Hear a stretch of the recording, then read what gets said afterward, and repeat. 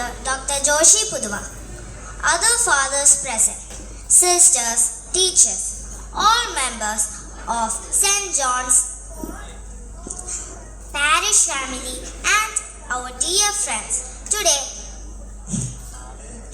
we are standing here for an active performance regarding the story of St. Bridget. First of all, we are grateful to God for giving an opportunity, and secondly, we are thankful to our Williamma who took all her effort to teach us and wrote this. She didn't know about this introduction and we kept it a surprise for her. We love you, William. As we start, we request your attention and patience, please. St. Bridget. കഥകളല്ല കലകരിയല്ല ഞാൻ, കേവലം ഒരു കൊച്ചു ഗ്രാമീണ ബാലിക. തെറ്റുകുറ്റങ്ങൾ ക്ഷമിച്ചിടേണം, സാഗരം കനിവോടെ കേട്ടിടേണം. ഒരു നല്ല കഥയെന്നു ചൊല്ലിടാം ഞാൻ, അയർലൻഡിൻ മധ്യസ്ഥ സെന്റ് ബ്രിജിറ്റിൻ കഥയാണ്, ശ്രദ്ധിച്ചു കേട്ടിടേണം. വർഷങ്ങൾക്ക് മുൻപ് AD 450 525 ഇടയ്ക്കുള്ള കാലഘട്ടങ്ങളിൽ നടന്നൊരു കഥയാണിത്. വായിച്ചറിവും കേട്ടറിവും വെച്ചാണ് ഞങ്ങൾ ഈ കഥ നിങ്ങളുടെ മുൻപിൽ അവതരിപ്പിക്കുന്നത്. അയർലൻഡിന്റെ പ്രൗഢിയെ വിളിച്ചറിയിക്കുന്ന ഫൗഹാർദ് എന്ന പട്ടണം. പട്ടണവേദിക്കരികിലായി തലയുയർത്തി നിൽക്കുന്ന കൊട്ടാര സദൃശ്യമായ ഒരു സുന്ദര സൗധം. ആ മണിമന്ദിരത്തിന്റെ മുറ്റത്തൊരു കോണിലായി തന കുറിച്ച് നിൽക്കുന്ന അതീവ സുന്ദരിയായ ഒരു ഗ്രാമീണ സ്ത്രീ. ആരാണ് അവൾ? മറ്റാരുമല്ല, മാട്രിക്കിൽ നിന്നും മാമോദിസ സ്വീകരിച്ച് ക്രിസ്ത്യാനിയായി തീർന്ന ബ്രോക്ക എന്ന പോർച്ചുഗീസ് അടിമ. സുന്ദരിയാണവൾ, സുശീലയാണവൾ, ചെമ്പനീർ വെല്ലുന്ന കോമളാംഗി. സുന്ദരിയാണവൾ, സുശീലയാണവൾ, ചെമ്പനീർ വെല്ലുന്ന കോമളാംഗി. അതെ, ആ ചുരുണ്ട മുടിയും തുടുത്ത കവിളും ചെഞ്ചായം പൂശിയ ചുണ്ടുകളും ആര് കണ്ടാലും ഒന്ന് നോക്കിപ്പോകും. അവളുടെ സൗന്ദര്യത്തിൽ ആകർഷണനായ ഡംഫാസ് അവളെ തന്റെ ഭാര്യയാക്കി. മാസങ്ങൾ ചിലത് കടന്നുപോയി. ബ്രോഗയ്ക്ക് ഒരു അടിമ പെണ്ണിന്റെ സ്വാതന്ത്ര്യം മാത്രമേ പ്രഭുഭവനത്തിലുണ്ടായിരുന്നുള്ളൂ.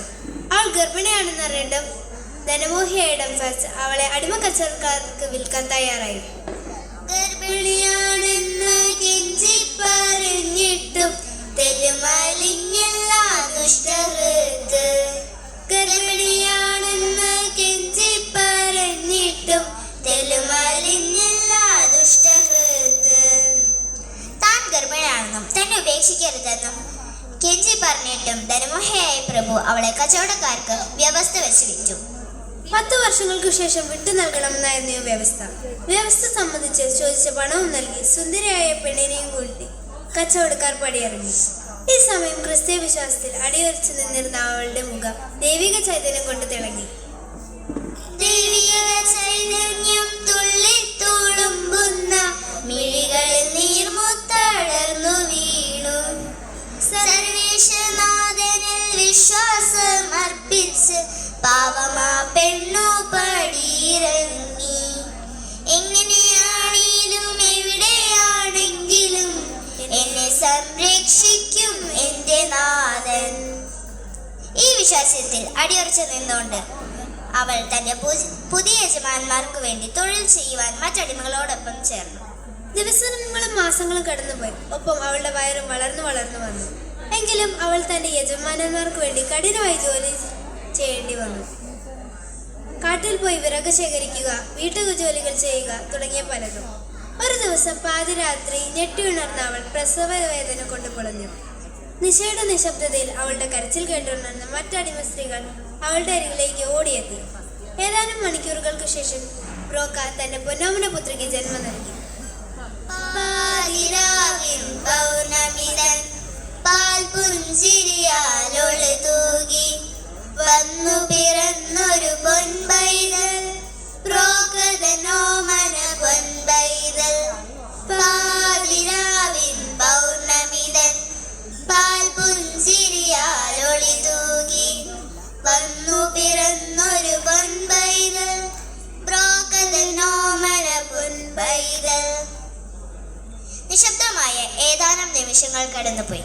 പെട്ടെന്നതാ കൈയും ചുരുട്ടി പിടിച്ചു കത്തിക്കിടാവിന്റെ രോദനം കേൾക്കി. നെഞ്ചകം തുള്ളി തുളുമ്പിയോരമ്മതന്മാരിലും അമ്മിനെ പാച്ചിരുന്നു. കൈയും ചുരുട്ടി പിടിച്ചു കത്തിക്കിടാവിന്റെ രോദനം കേൾക്കി. നെഞ്ചകം തുള്ളി തുളുമ്പിയോരമ്മതന്മാരിലും അമ്മിനും പാച്ചിരുന്നു. അതെ, തന്റെ പൊന്നോമനയുടെ കരച്ചിൽ കേട്ടതും അർദ്ധബോധാവസ്ഥയിലായിരുന്ന അവൾ ചാടി എഴുന്നേറ്റു. തന്റെ പൊന്നോമനെ വാരിയെടുത്ത് നെഞ്ചോട് ചേർത്ത് നെറ്റിയിലും നെറുകയിലും തുരുതുരെ ചുംബിച്ചു. ദിവസങ്ങളും ആഴ്ചകളും മാസങ്ങളും കടന്നുപോയി. ബ്രോക്ക തന്റെ യജമാനന്മാർക്ക് വേണ്ടി ജോലി ചെയ്തുകൊണ്ടിരുന്നു. കാലത്തിനൊപ്പം അവളുടെ പൊന്നോമനെ വളർന്നു വന്നുകൊണ്ടിരുന്നു. വാക്കിലും പ്രവൃത്തിയിലും തന്റെ മകൾക്ക് ദൈവവിശ്വാസം പകർന്നു കൊടുക്കുന്നതിന് അവൾ സദാ ജാഗരൂകയായി. ഈ സമയം അയർലൻഡിൽ വിശുദ്ധ പാട്രിക്കിന്റെ കീഴിൽ ക്രിസ്തീയ വിശ്വാസം തീക്ഷ്ണപ്പെട്ടു. വിശുദ്ധനിൽ നിന്നും മാമോദിസ സ്വീകരിച്ച തന്റെ പൊന്നോമനിക്ക് ബ്രോക്ക ബ്രിജിത്ത് എന്ന് പേരിട്ടു. അങ്ങനെ 10 വർഷം കടന്നുപോയി. അമ്മയുടെ അടിയുറച്ച ക്രിസ്തീയ വിശ്വാസവും കരുതലും മകളിലേക്കും പകർന്നു നൽകുവാൻ അവൾ തന്നാലാവതെല്ലാം ചെയ്തു. കാലം അവളിൽ ചില മാറ്റങ്ങളൊക്കെ വരുത്തി. സുന്ദരി സൗമിനി കാരുണ്യദായിനി, അവശർക്കും അഗതിക്കും ആലംബഹീനർക്കും എന്നും തുണയായി നിൽക്കുവാൻ വാഞ്ചിച്ചു. ആ നല്ല നാളിനായി കാത്തിരുന്നു. വ്യവസ്ഥ അനുസരിച്ച് 10ാം വർഷം അവർ സ്വതന്ത്രരായി. അച്ഛന്റെ ഭവനത്തിൽ തിരിച്ചെത്തിയ അവൾക്ക് വെറും ഒരു അടിമ പെണ്ണിന്റെ സ്വാതന്ത്ര്യം മാത്രമാണ് ഉണ്ടായിരുന്നത്. എന്നാൽ തന്റെ അച്ഛന്റെ ഭാരിച്ച സ്വത്ത് പാവങ്ങൾക്കും ദരിദ്രർക്കും വീതിച്ചു നൽകുന്നതിൽ അവൾ സദാ ആനന്ദം കണ്ടെത്തി. ഇതിൽ ക്ഷുഭിതനായ അച്ഛനോട് അവൾ ശാന്തയായി പറഞ്ഞു, ഏഴകൾക്കെല്ലാം ആശ്രയം ദൈവം, കരുതിടേണം നാം അവരെല്ലാം. ഏഴകൾക്കെല്ലാം ആശ്രയം ദൈവം, കരുതിടേണം നാം അവരെല്ലാം. അതെ, എല്ലാ മനുഷ്യരിലും, പ്രത്യേകിച്ച് അവശരിലും അഗതികളിലും ആലംബഹീനരിലും ദൈവം വസിക്കുന്നു. ഈ ചെറിയവനിൽ ഒരുവന് നീ നൽകുന്നതൊക്കെയും എനിക്കാണെന്ന് ചൊല്ലി യേശുനാഥനിൽ അവൾ പ്രത്യാശ വെച്ചു. എത്ര പറഞ്ഞിട്ടും പ്രയോജനമില്ലെന്ന് മനസ്സിലാക്കിയ പ്രഭു അവളെയും കൂട്ടി രാജാനാഥ് നീതിയിലെത്തി സങ്കടം ബോധിപ്പിച്ചു. ഈ സമയം മുറ്റത്ത് കളിച്ചുകൊണ്ടിരുന്ന ബ്രിജിത്തിന്റെ മുൻപിൽ എത്തിയ യാചകന് കൊടുക്കുവാൻ ഒന്നുമില്ലാതെ ചുറ്റും നോക്കിയ അവളുടെ മുഖം പെട്ടെന്ന് വിടർന്നു. അതെ, തന്റെ അച്ഛന്റെ വജ്രം പതിച്ചവൾ. ഓടിയെടുത്തവൾ ചാടിയെടുത്ത വജ്രം പതിച്ചവൾ മോദമോടെ സാധുവിനേകി കൃതാർത്ഥയായി. രാജസന്നിധിയിൽ നിന്നും ഇറങ്ങി വന്ന നഫാസ് തന്റെ വാളിനായി പരിധി എങ്ങും കാണാതെയപ്പോൾ മുറ്റത്ത് കളിച്ചുകൊണ്ടിരുന്ന തന്റെ മകളെ വിളിച്ച് ക്ഷുഭിതരായി ചോദിച്ചു, ഇവിടെ വെച്ചിരുന്ന എന്റെ വാൾ എവിടെ? അവൾ വളരെ ശാന്തമായി മറുപടി പറഞ്ഞു, അതോ, അത് ഞാൻ ആ ഭിക്ഷുവിന് കൊടുത്തു വച്ച. അയാൾക്ക് നല്ലതുപോലെ വിശക്കുന്നുണ്ടായിരുന്നു. ഇത് കേട്ട ക്രിസ്തു മതവിശ്വാസിയായ രാജാവ് കൽപ്പിച്ചു, അടിമയല്ലവൾ സ്വതന്ത്രയാക്കുവിൻ, സ്വേച്ഛപോ ജീവിക്കാൻ അനുവദിക്കൂ. വർഷങ്ങൾ പിന്നെയും കടന്നുപോയി. അവളുടെ സ്വഭാവ ഗുണങ്ങളും അഭൗമ സൗന്ദര്യം കേട്ടറിഞ്ഞ് പല പ്രഭുക്കന്മാരും വിവാഹാലോചനയുമായി എത്തി. അവരോടെല്ലാം അവൾക്കൊന്നേ പറയാനുണ്ടായുള്ളൂ, ക്രിസ്തേശുനാഥനെ നിത്യമാണാളനായി എന്നംഗരംഗത്തിലെത്തിനാലും സാധ്യമല്ലിനി മാറ്റി സ്ഥാപിക്കുവാൻ എന്നുള്ളിൽ ഉയരുള്ള കാലമേതും. ക്രിസ്തേശുനാഥനെ നിത്യമാണാളനായി എന്നംഗരംഗത്തിലെത്തിനാലും സാധ്യമല്ലിനി മാറ്റി സ്ഥാപിക്കുവാൻ എന്നുള്ളിൽ ഉയരുള്ള കാലമേതും.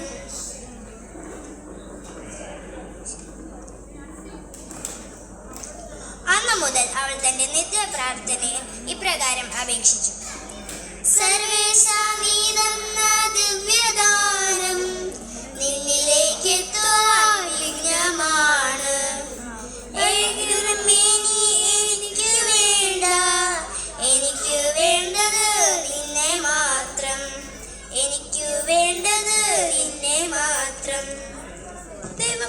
പ്രാർത്ഥന കേട്ടു. ഒരു കണ്ണിന്റെ കാഴ്ച പോയി, സൗന്ദര്യവും മങ്ങി, വിവാഹാലോചനകളും മുടങ്ങി. മാതാപിതാക്കൾ സന്യാസം സ്വീകരിക്കാൻ അവളെ അനുവദിച്ചു.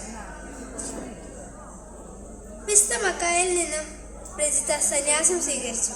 ഈ സമയം 3 അത്ഭുതങ്ങൾ നടന്നതായി വിശുദ്ധ മക്കായിൽ മെത്രാൻ വിശദീകരിച്ചത് ചരിത്രകാരന്മാർ ഇപ്രകാരം രേഖപ്പെടുത്തിയിരിക്കുന്നു.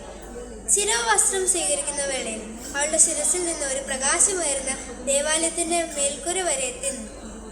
ദേവാലയത്തിന്റെ പടികൾ ചുംബിക്കുന്ന വേളയിൽ മരം കൊണ്ട് നിർമ്മിച്ച അവ പച്ച നിറമാവുകയും പുഷ്പിക്കുകയും ചെയ്തു. നഷ്ടപ്പെട്ട അവളുടെ കണ്ണിന്റെ കാഴ്ചയും സൗന്ദര്യവും തിരികെ ലഭിച്ചു. 7 സന്യാസിമാരടങ്ങുന്ന ഒരു ചെറിയ മഠത്തിലേക്കാണ് ആദ്യം അവൾ നിയുക്തിയായത്.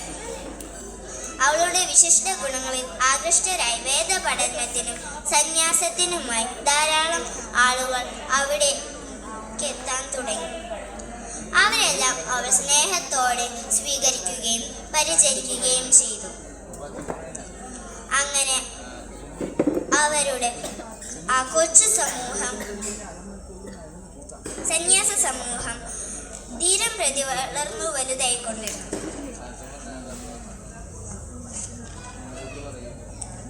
ഒരവസരത്തിൽ രോഗം പിടിപെട്ട്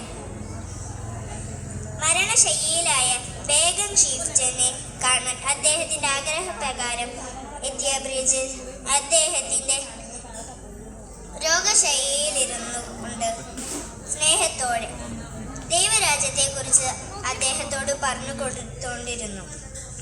കർത്താവിന്റെ കുരിശുമരണത്തെക്കുറിച്ച് പറഞ്ഞു മനസ്സിലാക്കുന്നതിനായി തറയിൽ കിടന്നിരുന്ന ഒരു പ്രത്യേക തരം പുൽകഷ്ണം ഉപയോഗിച്ച് കൈകൊണ്ട് കുരിശാകൃതിയാക്കി. അതിനുശേഷം ആ കുരിശു വെച്ച് പ്രാർത്ഥിച്ചതിന്റെ ഫലമായി ചീഫ്റ്റൻ പൂർണ്ണ സൗഖ്യം പ്രാപിച്ചു. അതെ, സ്നേഹത്തോടങ്ങരികിൽ ചെന്ന് തൊട്ടുതലോടിയ നേരം ദൈവത്തിന്റെ ചേർന്നു സൗഖ്യം നൽകി വേഗം. സ്നേഹത്തോടങ്ങരികിൽ ചെന്ന് തൊട്ടുതലോടിയ നേരം ദൈവത്തിന്റെ ചേർന്നു സൗഖ്യം നൽകി വേഗം. ബ്രിജിത്തിന്റെ ദൈവമാണ് സത്യദൈവം എന്ന് വിശ്വസിച്ചു സിസ്റ്റർ ചീഫ്റ്റൻ തന്റെ മരണത്തിനു തൊട്ടു മുൻപ് ക്രിസ്തുവിൽ വിശ്വസിച്ച് മാമോദീസ സ്വീകരിച്ച് കർത്താവിൽ നിദ്ര പ്രാപിച്ചു. വിശക്കുന്നവർക്ക് ആഹാരവും രോഗികൾക്ക് ആശ്വാസവും അവൻ ആശയേറ്റവർക്ക് പ്രത്യാശയുമായി ബ്രിജിത്ത് ജീവിച്ചിരുന്നപ്പോൾ തന്നെ അയർലൻഡ് മുഴുവൻ മഠങ്ങൾ സ്ഥാപിച്ചു മുന്നേറി. 524 തന്റെ 70ാമത്തെ വയസ്സിൽ ഈ ലോകദൗത്യങ്ങൾ പൂർത്തിയാക്കി നിത്യസമരത്തിനായി വിളിക്കുന്നു. അയർലൻഡിലെ ജനങ്ങൾ ഇന്നും ഫെബ്രുവരി മാസം 2-ാം തീയതി വിശുദ്ധ ബ്രിജിത്തയുടെ തിരുനാൾ ആഘോഷിക്കുമ്പോൾ ഒരു പ്രത്യേക തരം പുല്ലുകൊണ്ട് ബ്രിജിത്തിന്റെ കുരിശുണ്ടാക്കി പള്ളികളിലും സ്ഥാപനങ്ങളിലും വീടുകളിലും ഇന്നും പ്രദർശിപ്പിക്കുന്നു. അയർലൻഡിൽ ജനഹൃദയങ്ങളിൽ ഇന്നും മിന്നിത്തെളിയും താരകമായി ആശ്വാസത്തിൻ പൊന്നൊളി തൂകി ഇന്നും നിൽക്കും ബ്രിജിത്താമ്മ. അയർലൻഡിൻ ജനഹൃദയങ്ങളിൽ ഇന്നും മിന്നിത്തെളിയും താരകമായി ആശ്വാസത്തിൻ പൊന്നൊളി തൂകി ഇന്നും നിൽക്കും ബ്രിജിത്താമ്മ. വരുവിൻ വരുവിൻ സോദരരെ, ആ പുണ്യപാദങ്ങളിൽ പ്രണാമം അർപ്പിക്കാം. പ്രണാമം പ്രണാമം പ്രണാമം. പ്രിയമുള്ളവരെ, ഈ കഥ നമുക്ക് തരുന്ന സന്ദേശം ജന്മം കൊണ്ടല്ല കർമ്മം കൊണ്ടാണ് നാം ക്രിസ്ത്യാനിയാകേണ്ടത്. Thank you.